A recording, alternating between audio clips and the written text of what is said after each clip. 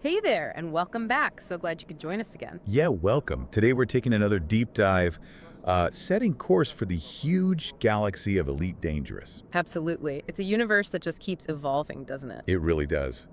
And we've got some pretty significant recent developments to unpack today. Stuff happening with frontier updates mainly. That's right. We're going to be looking closely at the Trailblazers patch version 3.3. That one just dropped. And maybe peek ahead a little, touch on what the upcoming Vanguard's update might hold. But we're not just reading patch notes, are we? We've got a more grounded perspective. No, exactly. We're filtering all this through the actual experience of a commander out there in the black. We're using the personal logs from Commander Peter Ariete. These cover his week, June 2nd through June 8th, 3311. Right. It's a great way to see how these big galaxy-level changes actually, play out day to day for someone. So, ready to jump in and see what Commander Ariete discovered and experienced this past week? Let's do it. Let's dive in. Okay, so starting at the beginning of the week, June 2nd and 3rd, and, well, it starts off pretty relatable, I think. Yeah, totally. It sounds like he had a really intense previous week, and Monday hit him kind of hard. Lack of energy, basically. He'd planned for mining Monday, but just wasn't feeling it. Logged it as a total flop, actually. Ugh. So the motivation to get in the cockpit, mine just wasn't there. We've all been there, right? Especially in a game as massive as Elite, burnout's a real thing. But instead of pushing through, he did something else. He called it Vanity Monday. Which sounds like a great idea, honestly. What did he do? He just went to his fleet carrier hangar and spent hours updating paint jobs, decals, markings. Oh, on his older ships. Yeah, the classics. The Starter Sidewinder, Imperial Eagle, Viper Mk3. Nice. Bit of nostalgia, maybe? And he kept that going into Tuesday? Yep. Added the Hauler, Cobra Mk3, keel back to the list. Really sounds like it was just a way to, decompress. Stay engaged but low stress. Smart move. Recharge the batteries a bit. Exactly. But it wasn't all just tinkering. He did manage to tick off a couple of things. Right, he did some stuff for Nakato K in that faction. And he hit the top 50% in the community goal in the Apura system. Grab those rewards. Okay, so still productive. And he mentions a specific place, this unfinished terminal, Coal 285 sector, KUJ B24-2. Yeah, and he specifically notes his motto, KUJ strike while the iron is hot. Sounds like foreshadowing, maybe. Seize the opportunity. He could be. A little bit of in-game wisdom there. And speaking of opportunities, Tuesday also brought news from Frontier. Ah, the patch. They mentioned a patch for Trailblazers was coming midweek. Which leads us right into Wednesday, June 4th.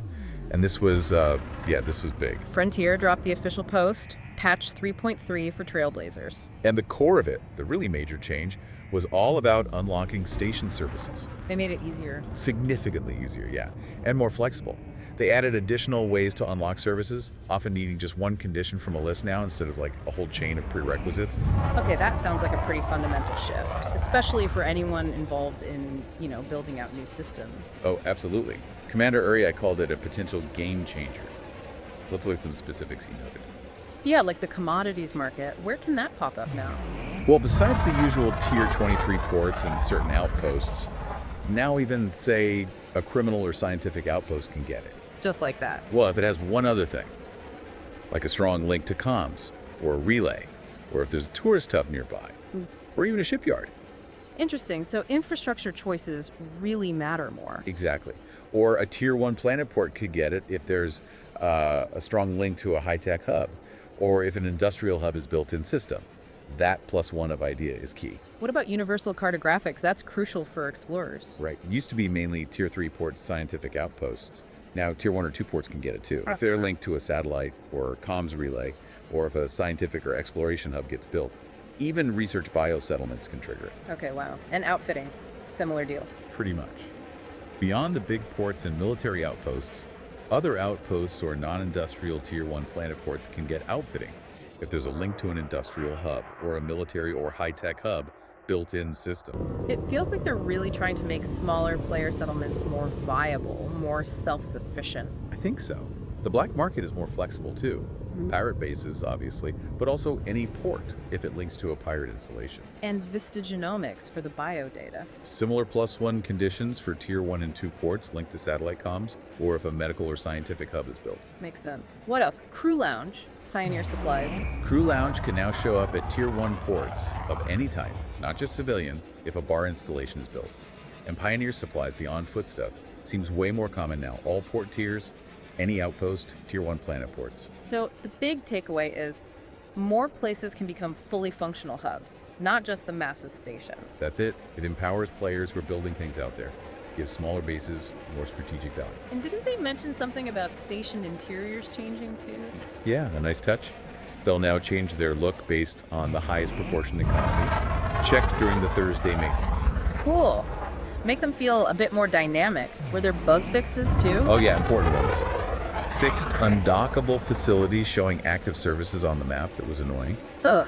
Issues with shipyard outfitting activation after 3.1, some planet port population glitches, and carriers or constructions spawning too close to stars. Good quality life stuff. Definitely needed. But for Commander Ariete, the absolute highlight was Universal cartographics at Miranda Installation. His home base, an asteroid base in HIP 67203. He calls it a game changer, right? Giving colonization new momentum. Absolutely.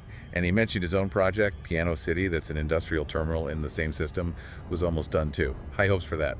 Which brings us right to Thursday, June 5th, Patch Day. And you know the old saying, never play on patch day. He ignored it completely, didn't he? Totally. Yeah. Log says he was too eager, had one primary mission. Check Miranda Installation. See if UC was actually active. Yep. He flew back in his Type 9, his space cow, he calls it. Even took a moment to appreciate the view flying into the asteroid belt. Must be a cool sight, docking inside an asteroid. So, was it active? Success. Universal cartographics was live. He wrote that this really solidifies HIP 67203 as home from. Makes sense. Being able to sell exploration data right there, safely, conveniently. That's huge. Adds to the outfitting and shipyard he already had. Yeah, having all those core services in one place you call home, that's a big milestone for any commander. Definitely. Did he check on Piano City, too? He did. After the server tick, it was fully operational. Medium and small pads ready to go. Nice. But then something else caught his attention at Miranda. Right. High-paying mining missions. Like really high-paying, up to 50 million credits each. 50 million per mission. Yeah. But specifically for commanders with high faction reputation there, it definitely piqued his interest. I bet. Planning to check those out became the next step, I assume. You got it. Which leads us into Friday, June 6th and Saturday the 7th. These days were all about those missions. Okay, so this raises a question for everyone listening. How have these patch changes impacted your game? Have you found any unexpected opportunities like this? Yeah, let us know. So, Ariete figured out the mechanics, delivers specific materials. But the key was you could mine them or just buy them. Yeah, exactly. You could buy them right there at station terminals, like Morlowski Landing or his new Piano City. And the payout scaled with faction rep. Absolutely. High rep meant access to the really big money missions. So which materials did he focus on? He and his group targeted 4. Indite, Bertrandite, gold, and silver. Because you could buy all 4. It turned these mining missions into, well, basically high-profit trading loops. Clever. Was it easy logistically? Not entirely smooth sailing. Indite and Bertrandite were available locally at Miranda Installation. Just a quick 1,400 light-second trip. Easy enough. But the gold and silver? Not available locally. Miranda doesn't have the right refineries. So they had to jump to a neighboring system to buy those. Ah, okay. A bit more involved then. And the terminals only had small, medium pads? Right. Only 3 pads total between Orlowski Landing and Piano City. So ship choice and timing mattered. Couldn't just swarm it with big ships. It sounds like coordination was needed. Did he have help? Yeah, he mentioned another commander was helping out. Makes sense for this kind of operation. Teamwork makes the dream work, especially in Elite.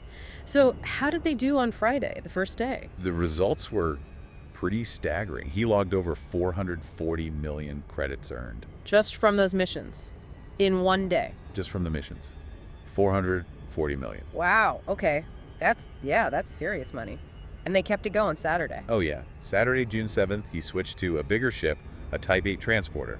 400 tons of cargo space. To maximize the haul, could he stack the missions? Yep, took the max 20 missions at a time. So the routine was buy an Indite Bertrandite locally, jump next door for gold silver, fly back, deliver, repeat. That was the loop. Load up, jump by, jump back, deliver. Kerching. Must have been intense. Did he mention doing anything else? He did mention they were chatting on Discord while doing it. Talking about, upcoming stuff, the Vanguard's update, squadron carriers. The usual pilot chatter, costs, features, speculation. Exactly. and talking about new player experiences, things like that. He even gave a shout out to another commander, Meche, who is streaming an expedition way out near the galaxy's edge, heading to stars in the line. It's a good reminder of how diverse the game is. You've got people running these high-intensity trade loops, while others are deep in the black exploring. Totally different playstyles happening simultaneously.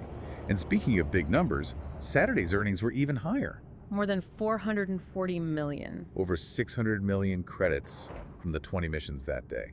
Good grief. So over 1 billion credits in 2 days. Looks like it. Just from buying and delivering materials for mining missions. That kind of cash injection must make a huge difference. Oh, definitely. He noted it's vital for sustaining his fleet carrier, the Ariete's Cosmic Cantina, which is parked over in the Clicky system. Yeah. Carrier upkeep isn't cheap. No kidding. So finding reliable income streams like this is crucial for carrier owners. Plus, funds for future projects, ships, whatever. Exactly. Which takes us to the end of the week, Sunday, June 8th. After that crazy couple of days, did he slow down? Yeah, he logged it as a slower day, consciously trying to avoid that burnout he felt at the start of the week. Smart. So what was the focus? Back to building. Delivering materials for that unfinished terminal in Coal 285 sector, KUJ B24 day. Ah, the strike while the iron is hot place. How's the going? He got about 45% of the materials delivered by the end of Sunday. Said he still has 2 weeks till the deadline, so it's steady progress. Not a mad dash. Makes sense. Was it easy getting materials there? The location helped. Being near the Clica system and the megaship Trailblazers promise made logistics easier. And his own carrier, the Cosmic Cantina, played a role too, didn't it? It did. He was using it strategically in Clickies, buying certain construction materials like CMM composites and ceramic composites at good prices. Making a profit even while gathering supplies for his building project? Seems like it. Buying low on the carrier, maybe selling surplus, or just getting materials cheaper for the build. Using the carrier as a real economic tool. Very efficient. So, summing up the week. He wraps up his log saying he had a great week in Elite Dangerous. Despite the slow start, the patch, the mission bonanza, the building progress, it turned into a really successful run. It really covers a lot, doesn't it? Personal goals, reacting to game updates, community goals, making bank, collaborating, avoiding burnout. What part of that week stands out most to you listening? It does make you think about the core of the game. Is it about those huge solo efforts, building a base, making billions, flying to the edge of everything? Or is it more about the connections, teaming up for missions, contributing to community builds, just hanging out on Discord talking shop? Maybe it's the mix. And it's fascinating how one patch, adjusting some background rules like station service unlocks, can suddenly open up whole new possibilities and inject real momentum into player-driven efforts like colonization. Yeah, those ripple effects can be huge. Definitely something to think about as you plot your own course out there. Well, thanks for joining us for this deep dive. We'll see you next week, same time, same place. Yeah, thanks for listening. Let us know in the comments about your own journey in Elite Dangerous. What do you think of the game right now? How have these updates affected you? And hey, don't forget to like and subscribe for more. Fly safe, Commanders.